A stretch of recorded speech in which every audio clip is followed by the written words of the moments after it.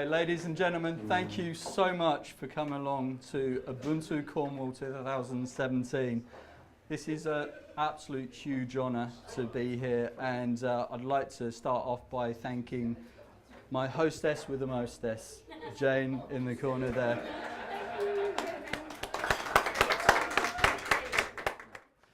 So, Ubuntu Contributionism, I've named this presentation You, Me, Ubuntu. And one of the reasons I've done that is because this presentation isn't all about me, it's about you guys as well. This word Ubuntu, we're going to be talking more about that, of course, about what that means. But I'll give a little teaser first, that Ubuntu originates in South Africa, and it's loosely translated to I am that I am because of who we are. And that means that how I relate to the world is because of the way that you relate to the world, and vice versa. We're in this together. And that in itself was a message that really resonated with me, because we hear something like that in many, many ancient traditions. And so Ubuntu isn't just a South African word, it's a philosophy, it's a way of being. And the Ubuntu is just one way of saying that same thing, that unity consciousness.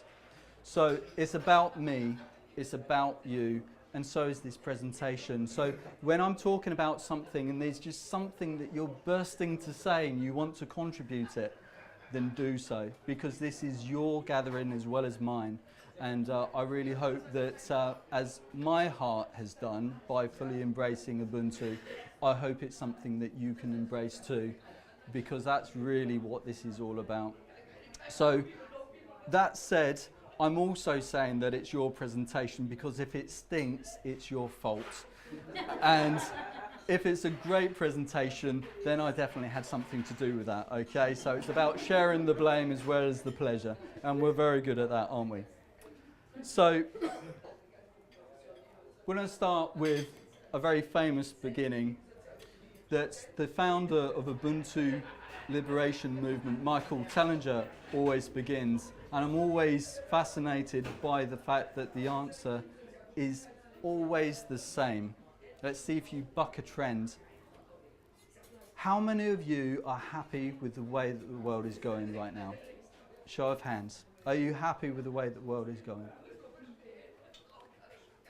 And that is always the answer. We always get asked that question, and the answer is always, no, we're not happy about it. Now, there's millions of people that have been asked this very same question. So if there's so many of us that aren't happy, then why isn't something happening about it? And part of that is because people are very confused about what the problem is. That's one part of it. And they're very confused about what we can do about it. And what I'm going to show you is the design behind all of that. So I'm going to take you through a journey of what on earth is happening right now, where we're at. And to be honest with you, it's not pretty. It's not going to be an easy ride in the first part, okay? And I ask that you stick with me, bear with me on this, because it's not all bad news. If it was all bad news, I probably wouldn't bother.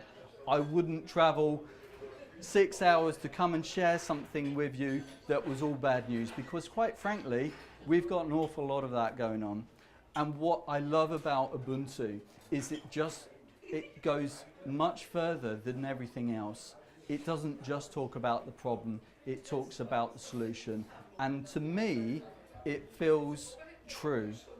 And that's really, really important. It really feels true. And we need to hear that truth, and we need to act on it. So for me, that's what this is all about. So, I am.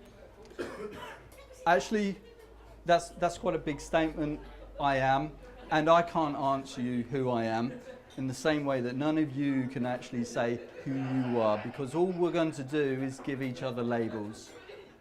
I am Lee Welch, but I'm a lot more than that.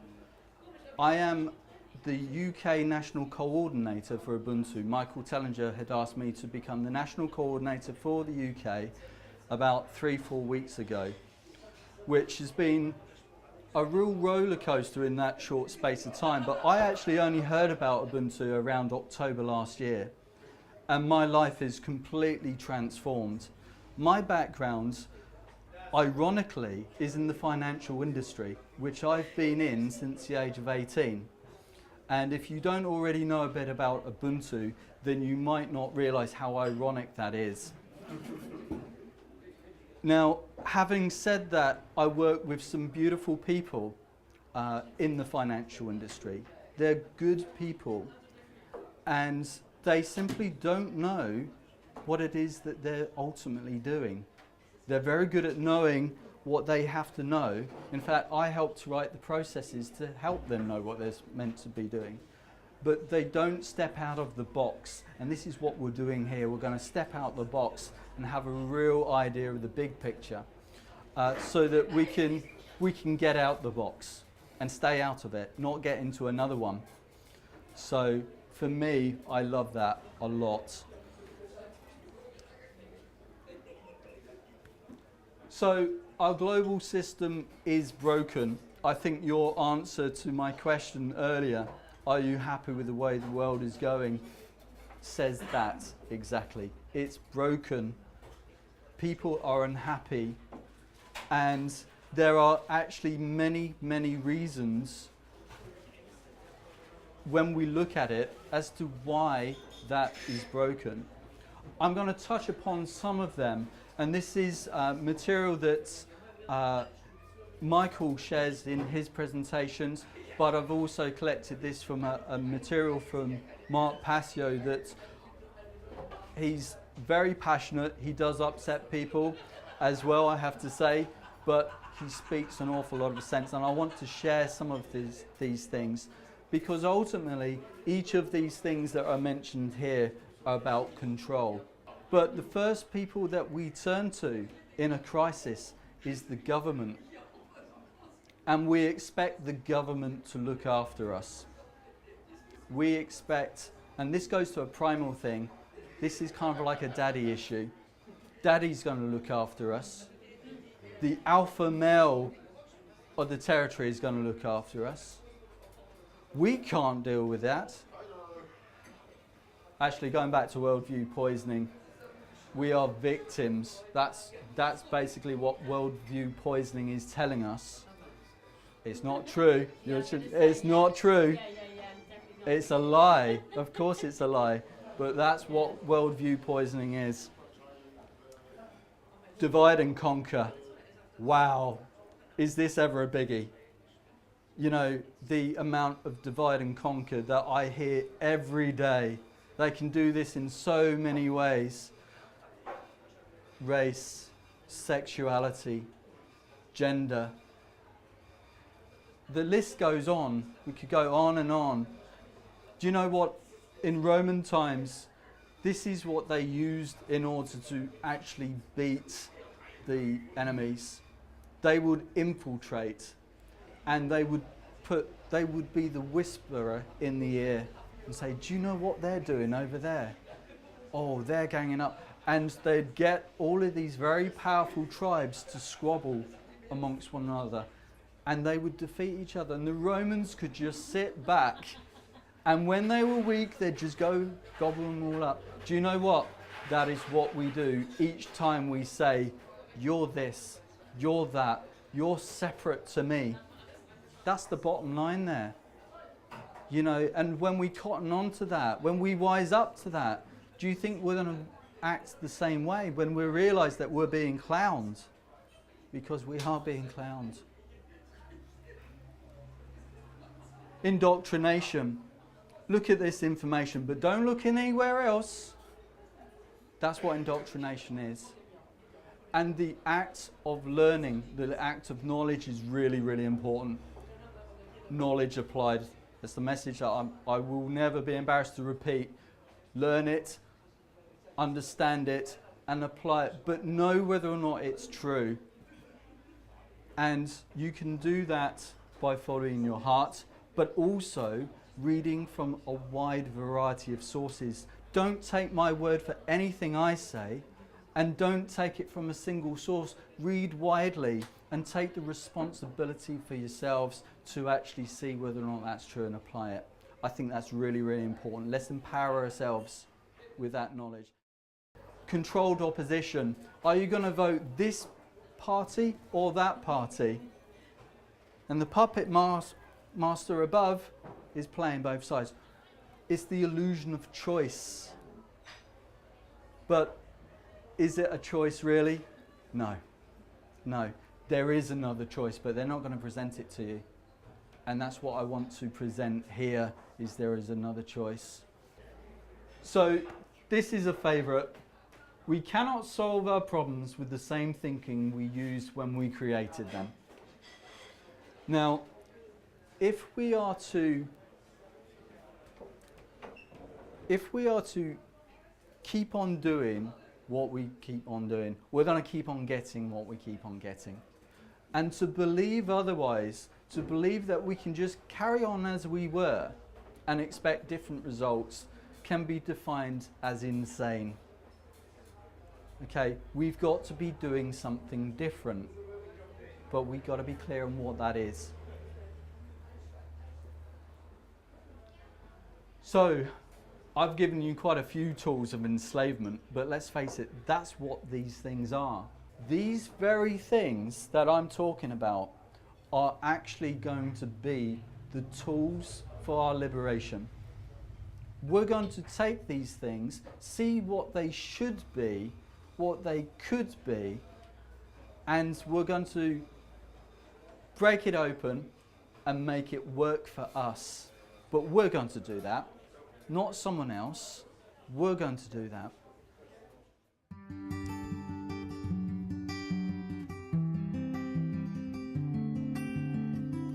Hello, I'm Michael Tillinger, and I'm the founder of the Ubuntu Liberation Movement. Welcome to the launch of our new strategy and plan of action, which we call One Small Town Can Change the World. So, what is our plan? First, we find a small town of around 5,000 people who want to participate in their own makeover, their own salvation, their own rescue mission. Then we find consensus between the people, the mayor, and the council. We identify the special skills and talents of the people.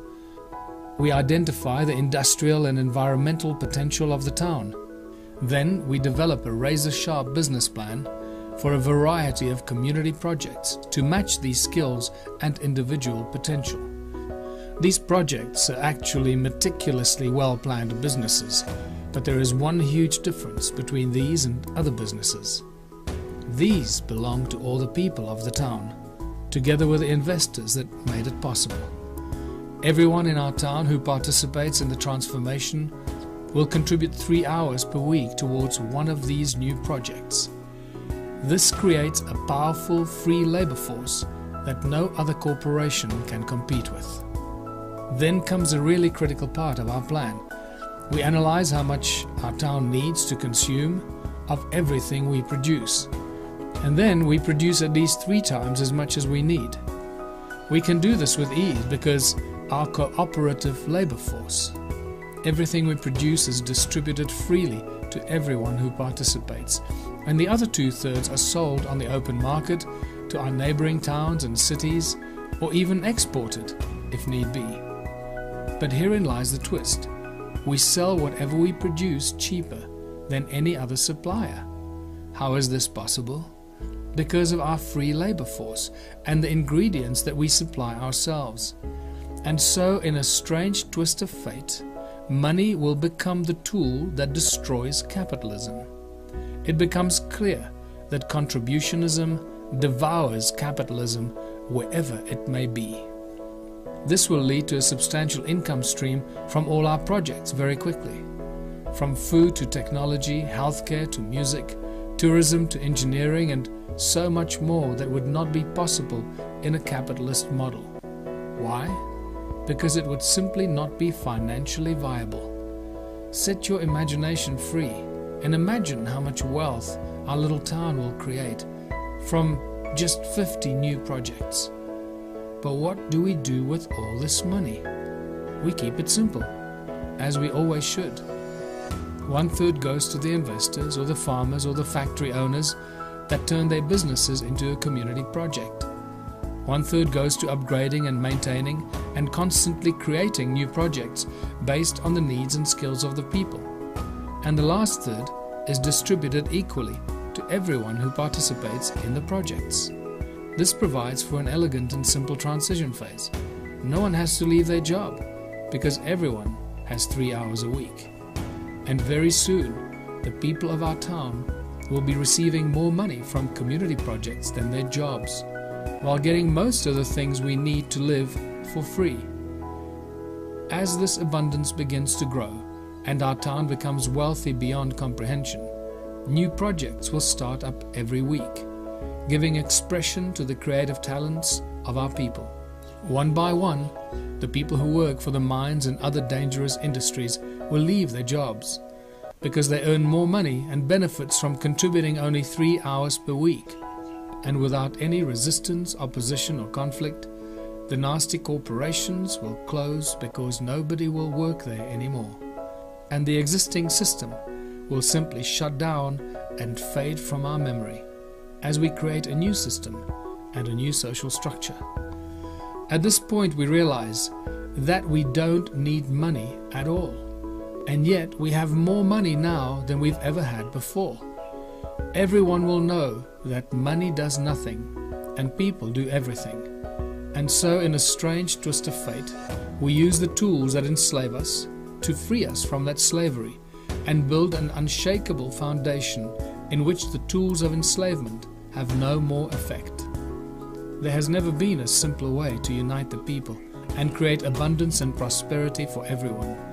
And there has never been a more lucrative investment opportunity to conscious millionaires to participate in creating a true utopian future for everyone.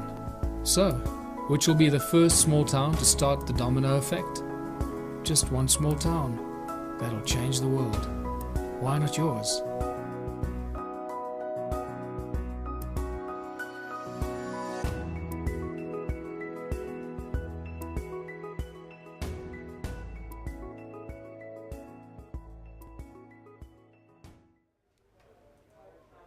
With all this power that is in us, if we combine that, as we said earlier, we can achieve anything. I truly believe that. We just need numbers and people to understand this. We need to understand the way it works. So this always blows my mind, to think that actually me, I am who I am. I'm not Lee Welch. I'm a trillion organised cells working together in harmony. The fact that we're even here, breathing, speaking to each other, listening, it just blows my mind. The body works in unity. And one of the things that I hear quite a lot is people say, well, what Ubuntu is trying to achieve, there's lots of movements about this. There's a lot of people trying to do good things. Why don't you team up with those people? And the reason, the answer for that is what they're doing is great, and we need to work in cooperation with all these different movements that have common goals. Absolutely. We can honour our uniqueness, honour the gifts and the skills that each of us bring, because we're not all the same, and work together in harmony. That's really, really important about what we're trying to do here, is understanding that difference and honouring it and not rejecting us because we are different, which is what we get so much. Like the cells in the body, they all work to their own end towards a common goal. Oh yeah. Treat our community as our family and treat our world as our community.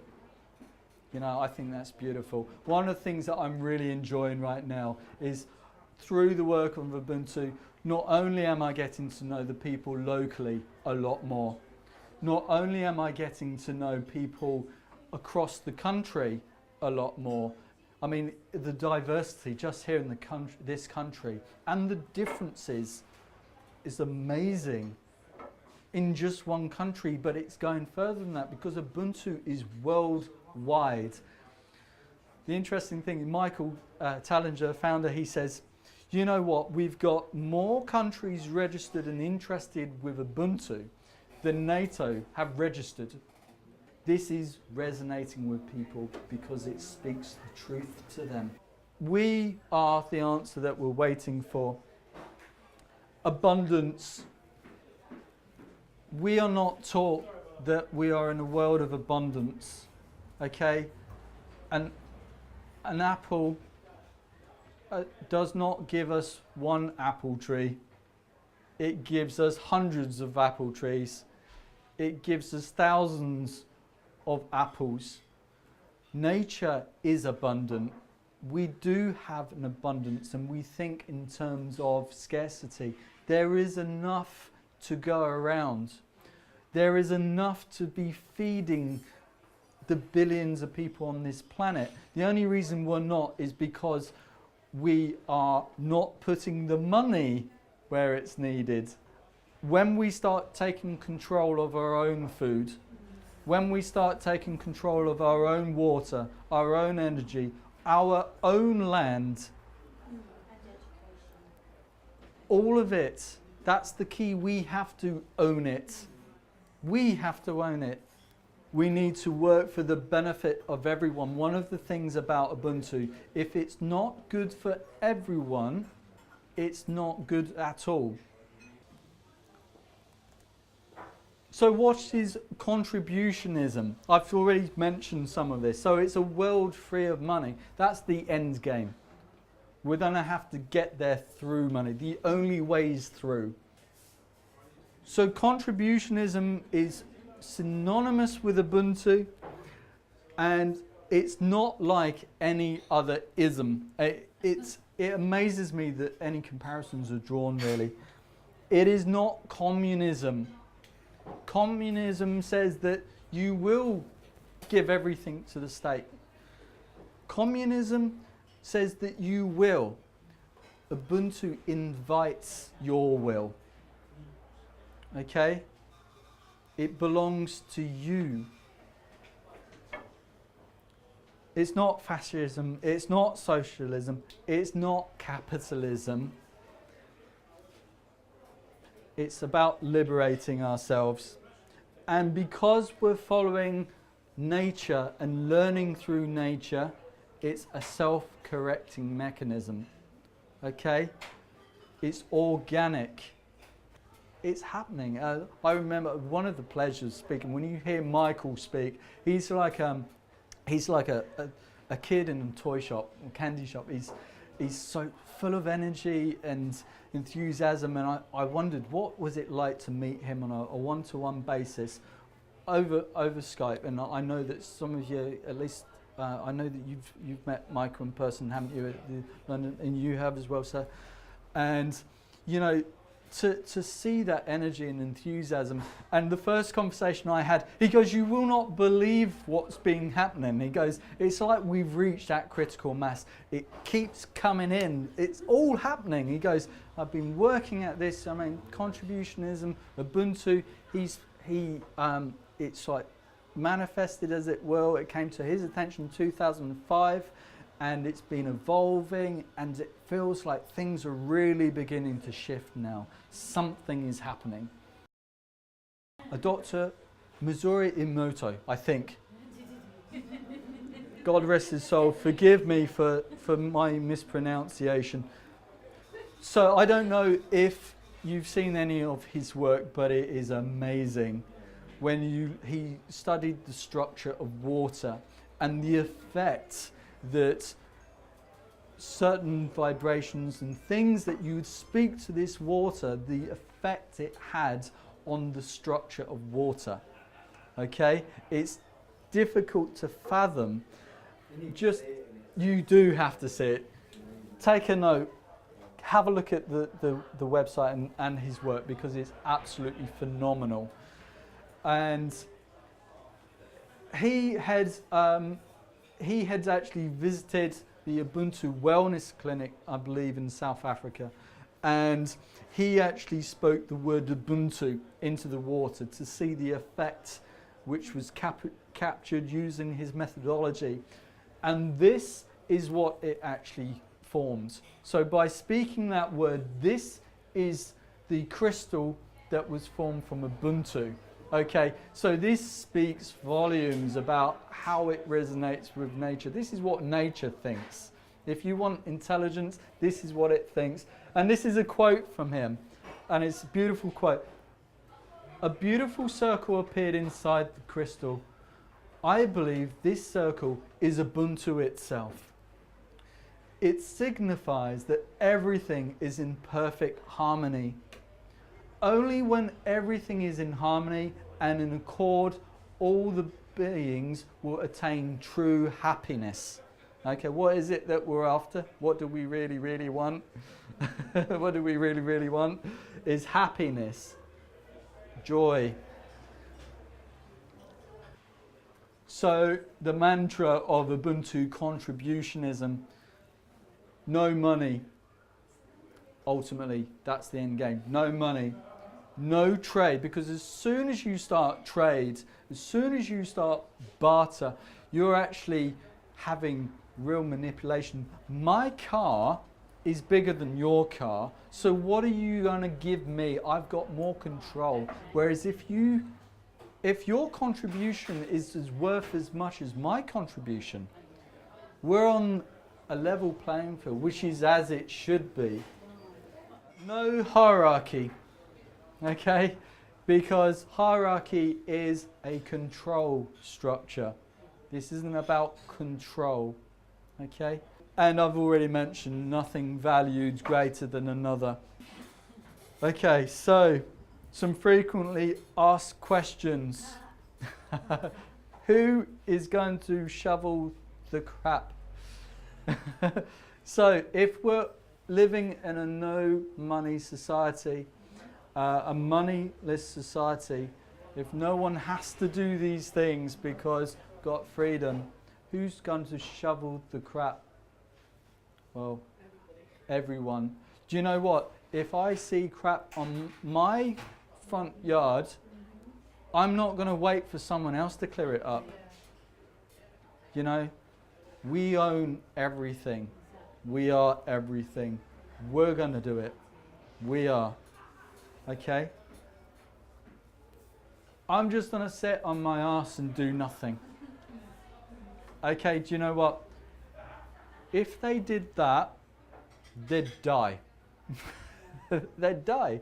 You know, because at some point they're going to have to get up and then go out and drink something and eat something. What are they going to do in order to do that? They're going to have to go out into the kind of communities that we're building. And they'll see what they're missing, because you know what? We're creating a utopia. You know, that was mind-blowing. Something Michael had said the first time I saw him, he said, people criticize me and says, well, but that's utopian. He said, people forget that's a good thing.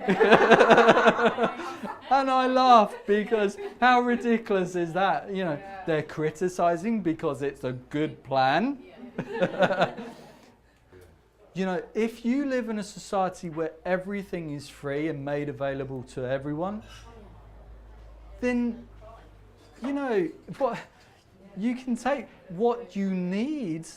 You know, why would you want to hoard? This whole hoarding mentality comes from a different world, the one of scarcity. You know, we're not talking about that kind of vision. So, are we going to go back to the Dark Ages? I've mentioned that already. No. This is us moving out of the Dark Ages. This is actually about following our bliss, following our labours of love. LOL has been given a new meaning, people. Our labours of love. What is it that you love to do? Because that makes all the difference. We're not working the grindstone. We are doing the things that we are passionate about. Okay, so we would do some contributionism. We'd need to work together with 3-hour a week projects and like pull the skills, but the rest of the time, what are you going to do? Okay, you don't have a job to do because you're not trying to survive from wage. So you've done your contribution of applying your skills. The rest of the time, you do your labour of love, what you as an individual are called to do, your bliss, your passion.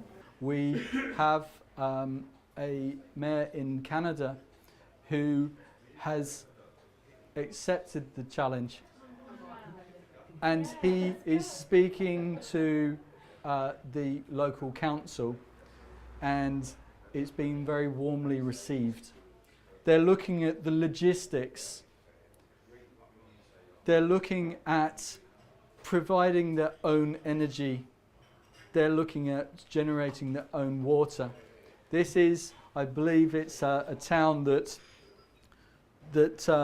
is struggling, and it's looking for solutions like so many places. And I think there's a lot of places on the planet that resonate with that. So this isn't a pipe dream, it's happening. It's happening, okay? We don't have to wait for the one small town to get the ball going. We are the answer we're waiting for, so let's take the initiative. We've heard of the Mexican wave and it goes all the way around the arena. The Ubuntu wave is going to go all the way around the planet. Okay, and what is the Ubuntu wave? It's telling people about Ubuntu because they can't take part in it unless they know about it. And very few people knew what Ubuntu was and what it is. So we need to hold the space for Ubuntu. We need to be the messengers of it. I would encourage you to form your circles. I want to put lots of Ubuntu circles on the map. Aylesbury Circle has started. People that have come from me, and they've travelled 4 hours to get to some of my circles. That shows to me that there's a need. People need this, so provide it. Okay? Provide the opportunity and simply put yourself on the map. You do that, by the way, by going to Ubuntu Planet, ubuntuplanet.org. If you go there, there's it's kind of like a Facebook-esque thing, but it's not being driven by the corporate giants. It's being driven by the people. And on there, once you've signed up, it will give you an approximation of where you are, and it will show you who else is around you that has also signed up. What's going on around you? Yeah, What and skills they you have? can put events on there, you can put skills on there. I'm working with we're very lucky, Matt Dowell is the gentleman behind that, and he's doing lots of amazing things behind the skills so that we can capture people's skills and their profiles and understand where the skills are at so that we can work effectively together. And it's about networking those skills and meeting like-minded. So Ubuntu Wave is one thing. Get the word out there. Read Michael Tellinger's book, which is called Ubuntu Contributionism. You can get hold of it through Amazon. You can get it, I believe, through the Ubuntu store. This gentleman here has an example. Thank you very much. Signed copy of Ubuntu Contributionism. I want the UK to create a UK Ubuntu store because I want this book readily available for town circles so that people can readily access it. We need to share it. We need to share it widely. We need to digest it. We need to imagine it. Imagine a society free of money. What does that look like? How do we free ourselves? Imagine it, use it, get to know this material and everything linked. Do you know what? It's taken me ages to get through this because there's so many references to other material. I've got lost in that material because it's amazing stuff, really amazing stuff. I'll give my email address as well. So that is Lee Welch, LEEWELCH at live, love that, live, LIVE .co.uk. Okay. And I thank you so much for being in the space for Ubuntu. Sorry, absolutely. One more thing. Having a Roots Festival. I want to, as I say, thank you so much to Jane for the invitation to make this possible. I'd also like to thank Simon, because I've heard about the work that is going on in the local area that he's actively involved with, and there's going to be a Roots event that talks about solutions. Some fantastic. Is there some things you'd like to add about this? Yeah, so it's a 3-day event happening between the 15th and the 17th of September, and at the event there's going to be talks, workshops, activities all around celebrating sustainability, exploring greener ways to live, and there's a few flyers, and just and we're sort of promoting political. We're hoping there's going to be a political edge to the event as well. Live debates. Yeah, there's going to be live debates, music, Poetry. so it's in a place called So yeah. You can put them up in shops. If you've got phones, you can take a picture of it. Anyone Which is going what you're there? doing. So there you go. I mean, the dog. There we go. So yeah. Sounds like a plan. See you there. So thank you very much. Yeah, thank you.